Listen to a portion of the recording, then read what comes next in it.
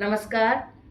आज हम एक बहुत ही इम्पोर्टेंट और सेंसिटिव इशू पे डिस्कस करने के लिए यहाँ बैठे हैं and we are very privileged to welcome doctor Vishal Singh.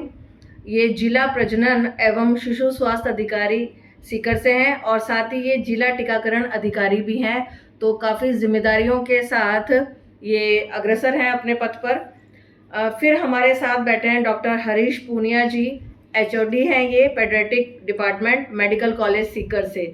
तो सर, आप जैसे इंटेलेक्चुअल और इतनी प्रोग्रेसिव सोच वाले जो डॉक्टर्स हमारे साथ बैठे हैं और जो करंट बहुत ही सेंसिटिव इशू जो है मेडिकल फील्ड में अभी, उस पर हम डिस्कस करना चाहते हैं। और एक्चुअली हमारी बहुत ज़्यादा क्यूरियोसिटी भी है काफ़ी चीज़ों को जानने के लिए, और काफ़ी सारे हमारे मिथ्स भी हैं या कुछ एजम्पशंस हैं जो आई थिंक आगे आने वाले टाइम में जैसे हम डिस्कशन को आगे बढ़ाएंगे तो रॉन्ग भी प्रूव होंगे, मुझे ऐसा लगता है।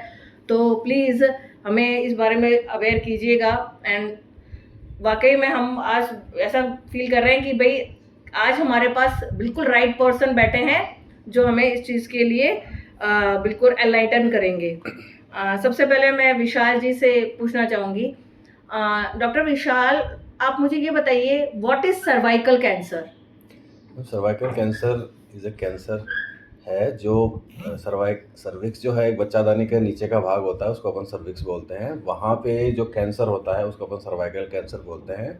और 99.7% उसके लिए रेस्पॉन्सिबल जो एक वायरस होता है जिसका नाम ह्यूमन पेपिलोमा वायरस है, उस वायरस से ये सर्वाइकल कैंसर होते हैं। सर, डॉक्टर हरीश, अभी मैंने एक रिपोर्ट पढ़ी थी, उसमें देखा था कि इंडिया में ये सेकंड लीडिंग कैंसर है, मतलब सबसे ज़्यादा ब्रेस्ट कैंसर है और सेकंड नंबर पे यही है।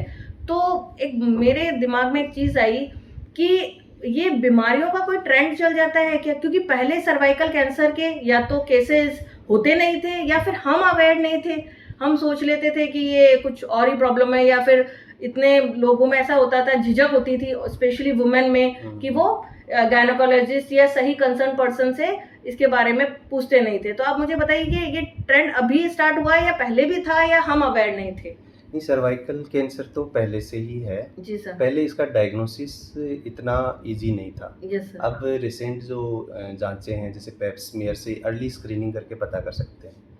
तो एक तो ये इसकी इंसिडेंस है उसका एग्जैक्ट पता लग रहा है, और जैसा आपने बताया कि ये सेकंड मोस्ट कॉमन कोज है और मोर्टिलिटी में भी ये फर्स्ट नंबर पे है सर्वाइकल कैंसर इंडिया में। तो जैसे जैसे डायग्नोस्टिक फैसिलिटी बढ़ रही है तो इसका पता लग रहा है कि ये है।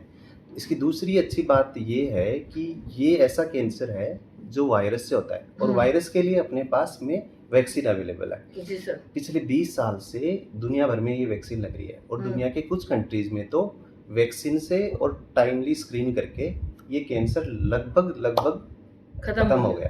तो ये गवर्नमेंट ऑफ इंडिया का बहुत ही अच्छा इनिशिएटिव है कि हम वैक्सीन 14 से 15 साल की लड़कियों को अभी दे रहे हैं और आने वाले टाइम में और जो ग्रुप है जिसमें देना चाहिए उसको शामिल करें। तो मतलब गवर्नमेंट का ये विजन है कि जैसे हमने टीबी फ्री इंडिया बनाया है, मलेरिया फ्री इंडिया बनाया है, ऐसे ही हम सर्वाइकल कैंसर फ्री इंडिया बनाए। सर प्लीज़ इसके बारे में आप बताइएगा। एक बीइंग अ वुमन मैं जानना चाहती हूँ कि इसके कुछ सिम्टम्स होते होंगे जिससे पता चले, या क्या हम थोड़ा सा अर्ली से डिटेक्ट कर लें ताकि हम लास्ट स्टेज पे ना जाएं और क्या पता वो वुमेन बच पाए, ऐसा कुछ? सर्वाइकल कैंसर जो है इनिशियली एक साइलेंट फेज में कई सालों तक बॉडी में रहता है। अच्छा। और जब उसके बाद में जब जो सिम्टम्स आते हैं वो थोड़े डिलेड होते हैं, इसलिए तब तक वो काफ़ी जगह स्प्रेड हो चुका होता है। आप मानिए कि वो यूट्रस में ऊपर तक आ सकता है, वो आपका यूरिनरी ट्रैक सिस्टम है उसको इन्वॉल्व कर सकता है, आपका जो रेक्टस या एनस है वहाँ तक वो स्प्रेड हो सकता है। और इवन सेकेंडरीज होती हैं जो बॉडी में, सेकेंडरी मैलिग्नेंसी पूरी बॉडी में कहीं भी वो होती है। और सिम्टम्स जो आते हैं वो इनिशियली जैसे डिस्चार्जेस के सिम्टम्स हो सकते हैं और मेंस्ट्रुअल इरेगुलरिटी के सिम्टम्स हो सकते हैं उसके अंदर, और पेन और दैट काइंड ऑफ सिम्टम हो सकते हैं इसमें। तो सर यही है, इन चीज़ों को हम शायद थोड़ा इग्नोर कर देते हैं। ये जो फ्लूइड डिस्चार्ज है या जो इरेगुलरिटी है, क्योंकि जनरली मैंने सुना है कि ऐसे बोलते हैं कि ये मेनोपॉज के सिम्टम्स होते हैं, ठीक है, but it can be the symptoms of cervical cancer too. Sir, अब जैसे मैंने ही रिसर्च में पढ़ा था कि जैसे, और आपने बताया भी कि वर्ल्ड वाइड बहुत सारी ऐसी कंट्रीज है जिन्होंने सर्वाइकल कैंसर पे निजात पा लिया है, ठीक है। लेकिन इंडिया ने स्टार्ट कर दिया है और बिल्कुल हम आने वाले टाइम में हम भी इसमें कॉन्कर करेंगे। लेकिन अभी गवर्नमेंट ऑफ इंडिया क्या कर रही है? कोई पोर्टल अवेलेबल है जिस पे पेरेंट्स जा सकते हैं, कुछ कर सकते हैं वहाँ पे फॉर्म वगैरह फिल वगैरह वैक्सीन वगैरह के लिए? ऐसा कुछ है तो बताइए सर। एक गवर्नमेंट ऑफ इंडिया की जो साइट है हेल्थ की, उस पे, और एक यूविन ऐप है जो वैक्सीन के लिए ही है, और यूविन साइट है, उस पे भी जाके इसकी सारी डिटेल ले सकते हैं। और इसके वैक्सीन लगाने के लिए रजिस्ट्रेशन भी यूविन ऐप के थ्रू कर सकते हैं। जैसे जब कोविड आया था, कोविड का एक फेज आया था, उसके बाद पूरे वर्ल्ड में एक होड़ मच गई थी कि इसकी वैक्सीन बनानी है, वैक्सीन बनानी है। तो लोगों ने कहा भी था कि बिल्कुल जल्दी जल्दी में वैक्सीन बनाई गई, और वो जो वैक्सीन लगी उसके साइड इफेक्ट्स बहुत ज़्यादा हैं, ठीक है ना। लग तो गई लोगों को, मतलब ऐसे कह दिया कि हमने वैक्सीन बना ली, सक्सेसफुल भी है, लगा भी दी, लेकिन आज तक कह रहे हैं कि लोग उससे सफ़र कर रहे हैं, उसके साइड इफेक्ट से, उसके कंसिक्वेंसेस से। जैसे बोलते हैं कि उससे हार्ट अटैक के चांसेस बहुत ज़्यादा बढ़ गए हैं, और भी कई सारी प्रॉब्लम्स बढ़ गई हैं। तो क्या सर्वाइकल कैंसर इतना बड़ा इशू है, इसके लिए वैक्सीन बन रही हैं, लग रही हैं, ताकि हम इस पर निजात पा सके? कोई जल्दबाजी तो नहीं है क्या? इस वैक्सीन के कोई साइड इफेक्ट तो नहीं है? इसके बारे में बताइए सर। पहले मैं आपको इसके बारे में सर्वाइकल कैंसर का ही बताता हूँ कि ये जो वैक्सीन है गार्डासिल 4 करके जो है वो लगेगा। ये वैक्सीन 21 साल पुराना वैक्सीन है, और ग्लोबली जो है ये अब तक दुनिया में 194 देश है, उनमें 155 देशों में ऑलरेडी यूज़ हो रहा है, और अब तक 50 करोड़ बच्चियाँ और महिलाओं को ये वैक्सीन लग चुका है, और एक कम्प्लीटली सेफ वैक्सीन है। दूसरा, एक जो आपने पॉलिसी का बात किया, तो पॉलिसी इस तरह से है कि ग्लोबली जो ये कैंसर है वो चौथे नंबर पे आता है अगर सारे देशों का पॉपुलेशन देखा जाए तो, और जो कंट्री एडवांस है जो 15-20 सालों से लगा रहे हैं वहाँ पे वो 10वें नंबर पे भी सर्वाइकल कैंसर जो है नहीं आता, और बहुत सारे कंट्री हैं जिन्होंने एलिमिनेट कर दिया है उसको, एलिमिनेशन की फेज़ में है वो। तो ये सब जो है ये वैक्सीन की वजह से है कि टाइमली, मतलब इसमें जैसे हर डिजीज़ के लिए जो है एक स्ट्रेटजी होता है, उस स्ट्रेटजी से जो है अपन उस डिजीज़ को उसका एलिमिनेशन और एरिडिकेशन इंश्योर करते हैं। तो उसमें जैसे सर्वाइकल कैंसर आपको इसको करना है एलिमिनेट और एरिडिकेट, तो इसमें 90-70-90 का जो एक फॉर्मूला है वो अपन यूज़ करते हैं। वो ये है कि पहला 90 वो ये है कि 9 से 14 साल की जो बच्चियां हैं उस एज ग्रुप के अंदर जो हैं अपन उनको जो गार्डासिल 4 है उससे वैक्सीनेट करते हैं, ये इसमें रहेगा। अच्छा, ये जो अपन वैक्सीनेशन कर रहे हैं उससे क्या होगा कि इसमें वैसे सर्वाइकल कैन जो HPV वायरस होता है उसके 200 टाइप्स होते हैं, इसमें 4 गार्डासिल 4 मीन्स 4 इसमें जो हैं वो टाइप्स हैं वो इंक्लूडेड हैं। तो वो 83% प्रोटेक्शन जो है अपने को देते हैं। और प्रोटेक्शन का आप ये मान के चलिए कि 83 का मतलब कोई एग्जैक्ट ही नहीं होता, वो बॉडी टू बॉडी भी वेरी करता है कि आपने वैक्सीन लगाया उसके बाद आपका लाइफस्टाइल कैसा है, आपका इम्यूनिटी लेवल किस तरह का है ना, आप में कोई एडिक्शन तो नहीं है, आपके में कोई दूसरी बीमारी तो नहीं है, आपका न्यूट्रिशन अच्छा है, तो एक इम्यूनिटी डिसाइड होती है। तो आप अगर आप हेल्दी आपका लाइफस्टाइल है तो 100% आप उसको मान के चल सकते हैं। दूसरी बात आती है कि वैक्सीनेशन 9 से 14 साल के एज ग्रुप में अपन ने कर रहे हैं। जी सर। और सेकंड इसके अंदर एक है कि जो दूसरा मैंने आपको 90 बोला वो ये 70 बोला वो ये था कि मोर देन 35 ईयर की जो जितने भी वुमन हैं वो हर 5 साल में अपना सर्वाइकल स्क्रीनिंग करवाए जो पेप स्मेयर से होता है। तो वो भी जो जितने भी सरकारी हॉस्पिटल हमारे हैं वहाँ पे निःशुल्क है वो होता है, तो वहाँ पे ये करवाना हर 5 साल में ज़रूरी होता है। फिर तीसरा जो 90 है वो ये है कि सर्वाइकल कैंसर की अपन स्क्रीनिंग भी करवा रहे हैं, तो उसमें अगर डायग्नोस होता है इनिशियल फेज़ में तो 90% का जो ट्रीटमेंट वो इंश्योर कर लें। तो ये जो स्ट्रेटजी है 90-70-90, इससे अपन कम्प्लीटली इसको एलिमिनेट और इरिडिकेट कर सकते हैं। दूसरी इसमें जो आपने एज ग्रुप जो है वो 9 से 14 साल इसलिए होता है कि इस एज ग्रुप में बच्चों में मेंस्ट्रुअल एस्टेब्लिश होते हैं, तो इस एज ग्रुप में अगर थोड़ा अनहाइजीनिक हो बच्ची रह जाती है तो वहाँ से इन्फेक्शन वो चालू होता है, इसलिए इन्फेक्शन होने से पहले उसको रोका जाता है, होने के बाद उसको नहीं रोक सकते अपन, है ना। तो अपने को अगर अपन कोई छत अपन डाल रहे हैं तो बारिश होने से पहले अपने को डालनी होती है, तब बारिश हो तो उसमें अपन भीगे नहीं, तो वो चीज़ होती है। वैक्सीन पहले से एक अपनी आपकी बॉडी को एक उस बीमारी जो भी अपन पैथोजन जिसके लिए भी वैक्सीन होता है, चाहे वो बैक्टीरिया हो चाहे वायरस हो, वो पहले से आपकी बॉडी जो है उसके लिए उनको बॉडी को पता होता है, बॉडी की जो सेल्स होती हैं उनको उसको रिकॉग्नाइज करती हैं, तो वो लेटर ऑन जब और कुछ पार्ट लिया जाता है पैथोजन का, जी सर। फुल जो है वो पैथोजन नहीं लिया जा सकता, तो कुछ पार्ट लिया जाता है कि वो ही जिससे बॉडी में इम्यूनिटी बन सके, वो पार्ट जो है अपन लेते हैं, उसको अपन वैक्सीन बोलते हैं। और अलग अलग तरह के जो होते हैं वैक्सीन हैं सारे सेफ होते हैं अपने आप में, तो उस तरह से वो उसमें अपन लेते हैं। तो वो जो है बॉडी को पहले से पता होता है, बॉडी की जो मेमोरी होती है उसके अंदर वो चीज़ रहती है। तो वो उसी तरह से है कि किसी रास्ते में अपन पहले गए हुए हैं तो अपने को पता है कि ये रास्ता इसमें कितने मोड़ आएंगे, इसमें कितने खड्डे आएंगे, वो बात अपने को पता होती है अपनी मेमोरी में। उसी तरह से बॉडी की जो प्रोटेक्टिव मैकेनिज्म है उसमें वो चीज़ पहले से रहती है। तो वो क्या होता है कि जब वो अगर पैथोजन इंट्रोड्यूस होता है बॉडी में, तो जो सेल्स होती हैं बॉडी की WBC और जो आपकी T सेल्स हैं, B सेल्स हैं और इम्यूनोग्लोबुलिन्स है, वो उसको किल कर देते हैं, उसको डेवलप एज ए डिजीज़ में डेवलप नहीं होने देते। ये कंसेप्ट होता है इसके अंदर। और दूसरा आपने जो कोविड वैक्सीन की बात की, तो कोविड वैक्सीन में आप देखिए कि कोविड एक ऐसा वायरस था कि जिससे हर व्यक्ति को जो भी हैं सबको इन्फेक्शन हुआ है, उसमें डिजीज़ हुई है सबको। अब डिजीज़ के लेवल तक किसी को सीवियर डिजीज़ हुई, किसी को मॉडरेट हुई, किसी को माइल्ड हुई, कोई एसिम्प्टोमेटिक रहा, किसी को बस टेस्ट स्मेल का गया, किसी को बस एक दिन थोड़ी नींद से ज़्यादा आई या शाम के टाइम उसको थकान से लगी, वो सब कोविड था। और 2-2, 3-3 बार लोगों को हुआ है वो। तो अब आप इसको समझिए कि कोविड सबकी बॉडी में है, सबकी बॉडी में है कोविड, और उसका जो मैकेनिज्म होता है जिसमें वो कोगुलेशन करता है, तो जिसमें आप हार्ट अटैक की बात करते हैं, ब्रेन स्ट्रोक की बात करते हैं कि यंग्स में आ रहे हैं, तो वो है वायरस की वजह से, और अपन उसको लिंक कर रहे हैं वैक्सीन की वजह से। अब वैक्सीन और वायरस में आप डिफरेंस समझिए कि अगर मैं आपको एग्जांपल दूं कि ये दीवार जो है इसमें 1000 ईंटें से बनी हुई दीवार है। अब ये दीवार आप पे 2-3 बार गिरी हुई है, 2-3 बार आप पे गिरी हुई है, और आप कह रहे हैं कि एक उस दीवार की एक ईंट थी जिससे मेरे सर में लगी और उससे मेरी मौत हो गई। वही मजाक इस तरह से इन्होंने इसको जोड़ा जा रहा है कि मतलब कोविड वैक्सीन की वजह से। बाकी कोविड वैक्सीन की वजह से कोई साइड इफेक्ट नहीं है। कोविड जो वायरस है वो सबकी बॉडी में है, उसकी वजह से ये साइड इफेक्ट है। तो कोविड वैक्सीन सेफ था, सेफ है और सेफ रहेगा। और HPV वैक्सीन का भी जो मैंने बताया, ये तो मतलब आप मानिए कि कई जो बच्चों में वैक्सीन लगते हैं, अपन छोटे बच्चों में लगाते हैं, उनसे पेन फीवर है वो आना होता है, वो अपने को पहले से पता है। इस वैक्सीन में तो बिल्कुल भी कोई भी साइड इफेक्ट इसके अंदर नहीं होता, बिल्कुल सेफ है। जैसे रूटीन में अपने को एक प्रिक होता है इंजेक्शन का, सिंपल वो वाला होता है। तो ये पहले से जहाँ चल रहा है, तो दुनिया में 4थे नंबर पे है, इंडिया में जो है ये 2रे नंबर पे है।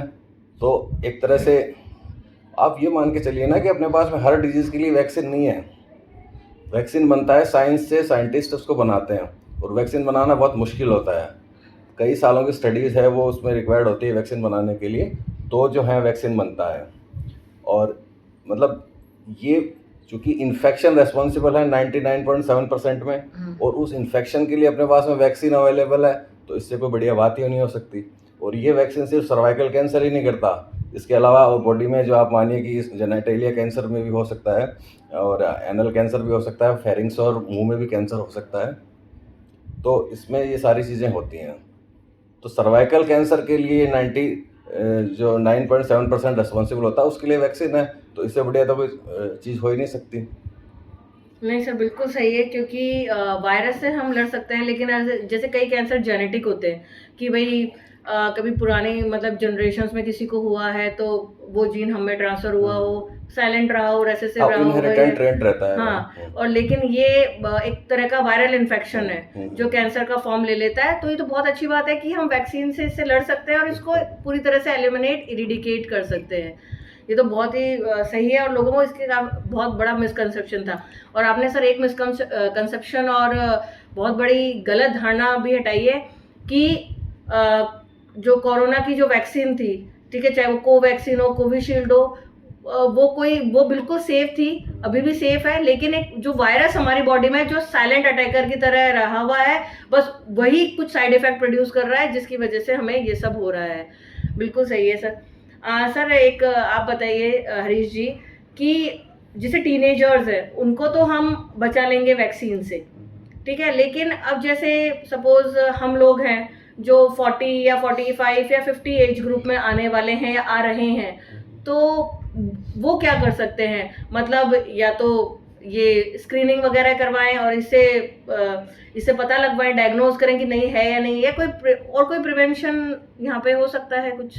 इसमें एक ये है कि गवर्नमेंट तो जैसे कि अभी 14 to 15 ईयर के बीच में लगा रही है, जी सर। पर ये वैक्सीन पहले भी through out the world 20-25 year तक लगवा सकते हैं, बट जी सर। गवर्नमेंट उसको पे नहीं करेगी, तो वो अपने लेवल पे लगवा सकते हैं। Yes sir. उसके बाद में जैसा डॉक्टर विशाल ने बताया कि एवरी 5 ईयर स्क्रीनिंग करवा सकते हैं पेप्समेयर से। तो ये बहुत ही इजी सा प्रोसेस है, 5 मिनट भी नहीं लगते, और कोई भी गायनिकोलॉजिस्ट ये स्क्रीनिंग कर सकता है। तो बस आपको जाना है गायनिकोलॉजिस्ट डॉक्टर के पास में, वो 5 मिनट में आपकी पेप्समेयर लेके उसको लैब में भेज देगा, उसकी रिपोर्ट आ जाएगी। अगर वो नेगेटिव है तो वेल एंड गुड, आप 5 ईयर बाद वापस करा लो, और उनको कुछ भी अगर उनको कोई ऐसा सिम्टम लगता है तो वो आपको आगे के लिए क्या करना है बता देंगे।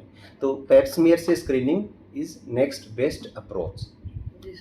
सर ये क्योरेबल है क्या या फिर अनक्योरेबल? अगर मान लो ये डिटेक्ट हो गया, डायग्नोज हो गया, तो जनरली कैंसर के नाम से एक बहुत बड़ा कैंसर वो अर्ली डिटेक्शन जो है तो वो हाँ। एक ट्रीटमेंट का बनता है। अगर जी जितना सर। लेट होता है वो स्प्रेड हो चुका है, उसकी सेकेंडरीज हैं पूरी बॉडी में फैल चुकी है, फिर कीमोथेरेपी है, रेडियोथेरेपी है, फिर बॉडी का रेस्पॉन्स कैसा है, जी। और कोई कोमोर्बिडिटी तो साथ में नहीं है। बहुत सारी चीज़ें मिलके वो डिसाइड करती है, but cancer is a cancer and we are very lucky to have vaccine which can prevent from this cancer. Yes sir. जो एक नंबर पे आप कैंसर है ब्रेस्ट कैंसर, आप मानिए कि उसको डायग्नोसिस बहुत जल्दी हो जाता है, वो टाइमली डायग्नोस हो जाता है वो। जी सर। पर ये डायग्नोस इसको थोड़ा ही टाइम लेता है। कई बार सिम्टम्स अपन जो दूसरे किसी चीज़ के मान के Connect चलते कर हैं, देते हैं। और वो जो है सर्वाइकल कैंसर के लिए होते हैं। तो इसलिए इसके लिए वैक्सीन इंपॉर्टेंट है, और होना वैक्सीन मतलब बहुत बड़ी सर बात है। आपने एक बात बताई थी अभी कि वैक्सीन तो लगवाना है, लेकिन आपकी हेल्दी लाइफस्टाइल होनी चाहिए, साथ ही साथ मेंस्ट्रुअल हाइजीन की भी आप बात कर रहे थे। सर ये ज़रूर आप बताइएगा, क्योंकि जनरली मैंने देखा है कि स्पेशली जो गर्ल्स होती हैं वो इस चीज़ को बहुत लाइटली लेती हैं, बट ये बहुत सिग्निफिकेंट है। इस पे थोड़ा सा सर बताइएगा। हाइजीनिक जो है वो भी एक हेल्दी लाइफस्टाइल का ही पार्ट मैं मानता हूँ कि जी आपको सर। हर तरह से जो है आपको उसी का एक पार्ट है कि आपका लाइफस्टाइल किस तरह का है, उसी को आप मान के चलिए कि अगर आप स्वच्छता का ध्यान रखते हैं तो डेफिनेटली जो है वो है। बट वैक्सीन अगर आपने ले लिया तो ऑलरेडी मान ली कि anyhow we got the infection, अगर अपने को वो वायरस अटैक करता है कहीं से भी हो गया, मान लीजिए कब है, तो इवन कई बार वो स्किन से भी उसका वो हो सकता है, इन्फेक्शन जा सकता है, ऐसी कंडीशन भी बनती है। तो बेटर है कि अगर वी गॉट द वैक्सीन, अगर वैक्सीन अपन ने ले लिया तो definitely we have protection. Sir इसी पे एक क्वेश्चन, इसका मोड ऑफ ट्रांसफर क्या है? मतलब स्किन के थ्रू है या फिर और मोड भी? ऑफ ट्रांसफ़र जो है वो अनहाइजेनिक जो मेंस्ट्रुअल स्टार्ट होते हैं मेनली वही है। इसके अलावा जो है फिर स्किन से भी हो सकता है इसका, इवन जो अपने म्यूकस मेम्ब्रेन है मुंह में मान लीजिए आप, और उस तरह से भी वो चीज़ें होती हैं उसमें। आपने देखे होंगे कि ये अच्छा ये वैक्सीन सिर्फ जो कैंसर से नहीं बचा रहा है, जो वार्ड्स आप देखते हैं जो स्किन जो में अपने होते सेक्सुअली हैं, ट्रांसमिटेड डिजीजेस में भी आती है सर हाँ शायद, बिल्कुल डेफिनेटली है ना? जी सर। डेफिनेटली वो है। बाकी जो आप वार्ड्स वगैरह जो होते हैं अपने ओरल मान लीजिए या जेनेटेलिया के, वो सारे भी इससे प्रिवेंट होते हैं। उसके इसमें जो टाइप्स इंक्लूडेड है वो उनको भी रोकता है। सर अगर मैं एग्जेजरेट नहीं कर रही हूँ तो मुझे ये कहना चाहिए एचपीवी वैक्सीन जो है ये एक डिजीज को नहीं पूरे सिंड्रोम को होने से रोकती है, ग्रुप ऑफ डिजीजेज जैसा कि आपने बताया। सिंड्रोम नहीं कह सकते, ये आप माने कि एक लेडी की हेल्थ अगर डिस्टर्ब होती है तो वो एक पूरी फैमिली की हेल्थ डिस्टर्ब होती बिल्कुल है, बिल्कुल। तो ये पूरी फैमिली को डिस्टर्ब सर। करेगा, ये वो बात है। और आप माने कि इतना महंगा वैक्सीन है, ऐसा नहीं है कि इंडिया में अवेलेबल नहीं है, प्राइवेट सेक्टर में ऑलरेडी अवेलेबल है, यूज़ हो रहा है। इवन आई मेट मैंने कई टीचर्स भी मुझे मिले और भी लोग मिले जिन्होंने आज से 15 साल पहले भी वो वैक्सीन ले रखा है, आपको बताएं, और उन्होंने इतना सारा पैसा उसमें खर्च किया।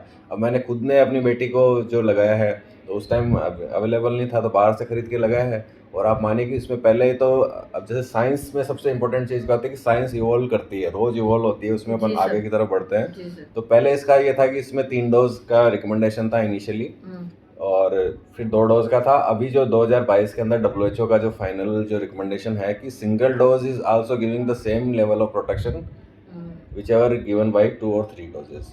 तो सिंगल डोज से ही वो चीज़ें हो रही हैं। तो अब जो अवेयर लोग हैं वो पहले से ऑलरेडी वैक्सीनेशन करवा रहे हैं और मतलब मार्केट में अवेलेबल है, पर 4,000 रुपये का कॉस्ट है इसका। आप देखिए सिर्फ वैक्सीन का लगवाने का और वो सब चीज़ें अलग है। अब गवर्नमेंट इतना फाइनेंशियल बर्डन अपने पे लेके और ये चीज़ जो है वो स्टार्ट कर रही है, मतलब HPV vaccination national immunisation schedule में लेके करना, तो अपने आप में बहुत मतलब बड़ा- कितनी वो बात होती है कि जी सर। इसको वो हो। अब इसमें मैम अब थोड़ा सा आप ये भी है कि क्या होता है कि वैक्सीन जो है, चाहे कोई सा भी वैक्सीन हो, तो वो क्या होता है कि जो डेडली डिजीजेज है उनसे अपने को प्रिवेंट करता है। अब क्या होता है कि जैसे डेडली डिजीजेज हैं, अब अपन सर्वाइकल कैंसर की बात करें तो इससे वो सर्वाइकल कैंसर कम होगा, तो क्या होगा कि इसमें कुछ लोग जो हैं मिथ्स क्रिएट कर रहे हैं जी सर। कि HPV वैक्सीन लगाने से सर्वाइकल कैंसर हो जाएगा। मतलब जिस चीज़ का आप वैक्सीन ले रहे हो उससे वो चीज़ हो जाएगी, जी सर। इनफर्टिलिटी हो जाएगी, है ना, या फिर कोई मेंस्ट्रुअल डिस्टर्बेंस हो जाएगा, है ना, या कोई PCOD हो जाएगा। इस तरह की मिथ्स क्रिएट कर रहे हैं ताकि वो चाहते नहीं, और वो ज़्यादातर क्वैक्स जो हैं वो मतलब वो लोग हैं जो गाँव में आसपास एस्टेब्लिश रहते हैं और वो चाहते हैं क्रोनिक पेशेंट उस गांव में, उस लोकेलिटी में रहें और हमारे पास में आते रहें और हमारा धंधा पानी चलता रहे। जी सर, और बिल्कुल। प्रैक्टिकली मतलब वो लोग हैं, और सोशल मीडिया पे क्या होता है कि नेगेटिविटी ज़्यादा फैलती है।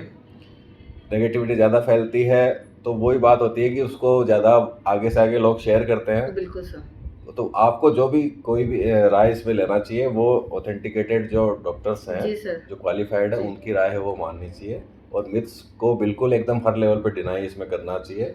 और ये लोग मतलब मैं तो ये कहना चाहूँगा कि ये लोग जो हैं ये मतलब एक तरह से औरतों के दुश्मन और पूरे देश के दुश्मन हैं, जी जो सर। इतनी बढ़िया चीज़ को डिमोटिवेट करने की कोशिश कर रहे हैं और fear, miss information myths create करके बिल्कुल और सर। पब्लिक को जो है ये मिसगाइड करना चाहते हैं। डॉक्टर हरीश, अब लास्ट में हम इंटरव्यू को कंक्लूड करना चाहेंगे, तो आप क्या कहना चाहते हैं हमारे दर्शकों से? हमें अपनी बच्चियों को जो सरकार अभी लगा रही है 14 से 15 साल तक की, तो हमें अपने बच्चों को, अपने परिवार वालों को, दोस्तों को, सबको समझाना है और जो पास में सरकारी टीकाकरण स्थल है वहाँ पे इसका HPV वैक्सीन का टीका लगवाना है। डॉक्टर विशाल, अब आपके बहुत कुछ इंस्पायरिंग वर्ड्स सारी गर्ल्स फ्रेटर्निटी के लिए और पेरेंट्स के लिए कुछ सजेस्टिव वर्ड्स मैं चाहूँगी, प्लीज़ सर।